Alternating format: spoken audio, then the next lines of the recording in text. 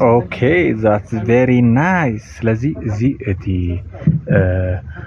ካቨር ናይ ጎኒ ካቨር ናይዛ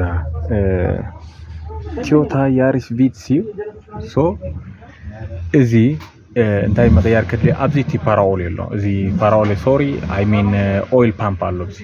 ኣብዚ ኦይል ፓምፕ አሎ እዚ ኦይል ፓምፕ ሕጂ መغيار ከድሊ እዩ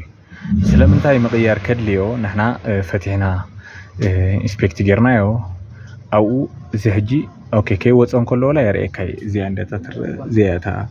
ኦይል ፓምፕ ማለት እዩ ኣብ ውሽጢ ዘሎ ዚት ሃውሲንግ ናውት እዩ ሕጂ እንታይ ጌራው መገድ ፈጢራ ማለት እዩ ሕጂ መገድ እንድሕር ፈጢራ እቲ ዝድለ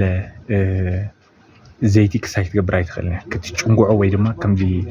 ንናቦቱ ንኽበጽሕ ሓይል ንኽተውህቦ ኣይትኽእልና ምክንያቱ ሶ ሳንድ ሕርዚ መገድ እንተፈጢራ ኣብ ዘለዎ ሕጂ ኣነ ብኢደይ ፊል ይገብሮ ኣለኹ ዝያዳ እዚአን ምስ ፈትሐናየን ዜን እንተናታ ቡድን ሒዘና ዘለዋ ኣብዚያ ክልተ ብቢተ ዝፍትሕ ኣለዋ እዚ ካልእ ዴሽ እዩ ሶ ዘን ዴሽ ምስ ተፈትሓ ብዓብዩ ሕጂ እቲ ክሳይ ግልጽ ኮይኑ ይረአይ ማለት እዩ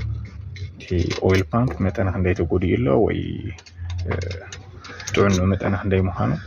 ሲምፕሊ ክንሪኦ ንኽእል ኢና ማለት እዩ ሶ እዚኣ ተከበርያ ተፈቲሓላ ሶ ከምዚ ጌርና ሲምፕሊ ክነልዕላ ኢና ነዚኣ እዚኣ ክነልዕላ ኢና ሕጂ እዚኣ ምስ ለዓልና ዝፍተሽ ነገራት እንታይ እዩ ሓደ ንሱ እዚ ሃውሲንግ በዚ ክንጅምር ኣብዚ ዘለዎ መገዲ ወይ ፈጢርዎ ዘሎ ልሕፅፃፅ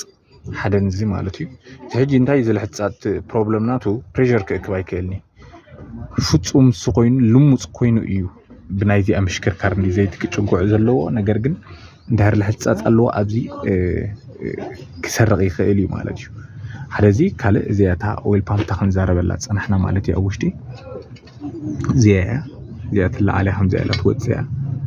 ትወፅያ እዚኣ ማለት እዩ እዚ ገዛያ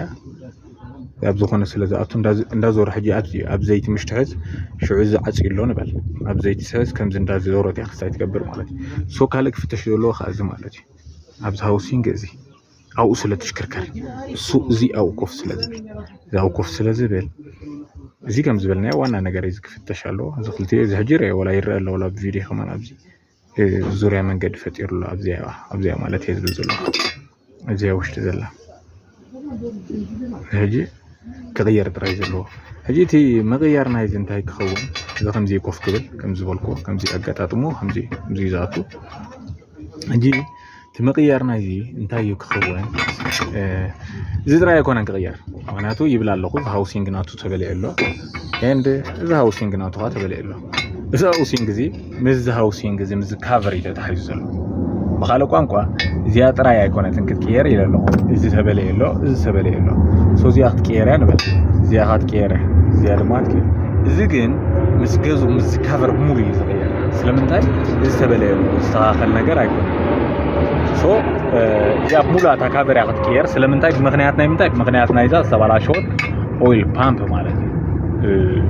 so if you don't know now you know that's very good